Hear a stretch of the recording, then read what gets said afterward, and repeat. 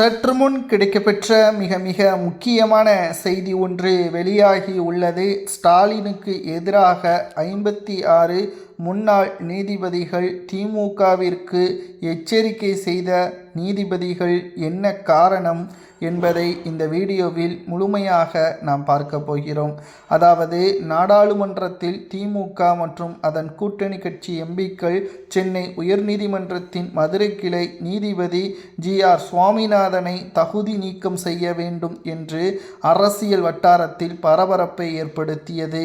குறிப்பாக நீதிபதி சுவாமிநாதன் திருப்பரங்குன்றம் தீபம் வழக்கில் கொடுத்த தீர்ப்பு உள்நோக்கம் கொண்டது என கூறி திமுக தலைமையிலான இண்டி கூட்டணி எம்பிக்கள் தகுதி நீக்க நோட்டீஸ் கொடுத்தனர் நாடாளுமன்ற சபாநாயகரிடம்.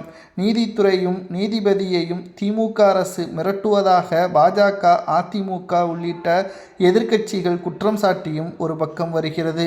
இந்த நிலையில்தான் திமுக தலையில் இடியை இறக்கும் விதமாக நீதிபதி ஜி.ஆர். சுவாமிநாதனுக்கு ஆதரவாக சுமார் 56 முன்னாள் நீதிபதிகள் ஒன்றாக இணைந்து கடிதங்களையும் எழுதியுள்ளனர்.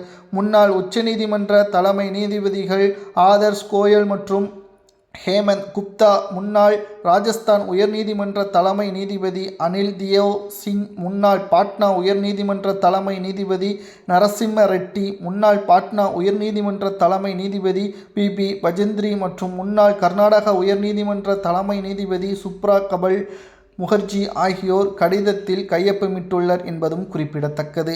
அந்த கடிதத்தில் என்ன எழுதியிருக்கிறார்கள் என்பது தெரியுமா?